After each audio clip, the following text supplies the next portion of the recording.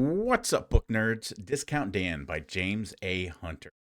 This is the first book by James A. Hunter I've ever read. This is my second, and I did like it. Have a few qualms with it, but before we get into that, if you like anything I do, either here on YouTube, TikTok, wherever you find stream on Saturdays, generally almost Saturday, get drunk and microphone. Um, Throw me a follow. Come hang out on Saturdays.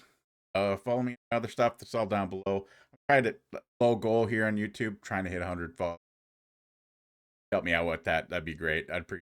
Anyways, let's get into it. Um, this book, if you've read Dungeon Crawl Carl, and if that's your first lit RPG, this book takes. There's so many parallels. I believe Matt Dinniman wrote the first Dungeon Crawl Carl book in 13. Early. This was written 2020. Yeah, I looked it up, but much later, I believe. I could be wrong, but this came. I'm pretty sure at least 5 years afterward. But the first half of the book, there are very obvious parallels. Dungeon Crawler Carl, not just because it's a lit RPG. Like obviously, like genres are gonna have things that like same things are gonna happen, right? That's that's fine. But there's like too many similar things that like it kind of like almost made me mad. But he and like James ends up taking the story in a different direction. And one thing, this guy no clips and goes into the back rooms. You know what the back rooms are? Look it up. It's fucking great horror. But the guy, this ex marine, the back room, uh, and it's game like. There's an AI, or I forget what he's called, but uh, he gets achievements like, but they're called investigations. He ends up having a pet. It's actually a mimic called Croc, and the mimic has a New Zealand accent, and he's made of croc material. Fucking great. It's funny as shit. He's super nice, super helpful. He loves the fucking like the whatever the people like actual human backers. He tries to help. It doesn't work out.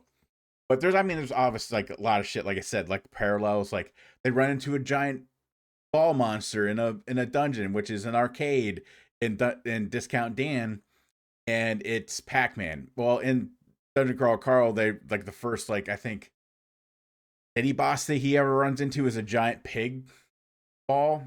So there's parallels there.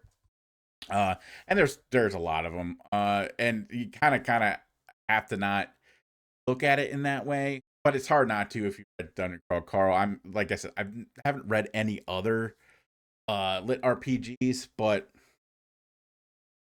I'm just seeing the obvious ones right now. Just 'cause I love.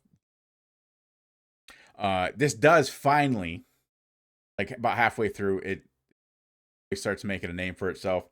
He ends up getting called Discount Dan because he figures out he gets this weird relic that he's not supposed to have by chance. No, it's main character shit. Uh, and he makes a store, and he collects shit from the back room, sells it in the store. So he gets called Discount Dan, and he starts making friends and enemies of all these things. Um, Not a brawler like Carl. He's more of like a magic. Uh, and this is really funny. I really do like it more once it starts like bearing off the dungeon crawler car similarities. Um, but yeah, I was a little upset at the beginning because it like mimicking, pun intended, dungeon crawler Carl, but it really starts taking on its own thing. I ended up giving this a 4 out of 5 stars on Fable and on Story Graph. I did a short written review of that. But yeah, I'm really interested to see where this goes. But for my second ever lit RPG, this was fun. Like if you've read DCC and you go into this, try not to be too critical because you're gonna see it, and I did. Uh, and it almost ruined the book for me, but in the end, I ended up really liking it. So I can't wait to get to the rest of these. See how different they are. And James seems like a really good writer. So, all right, go read, nerds. All right, love you. Bye.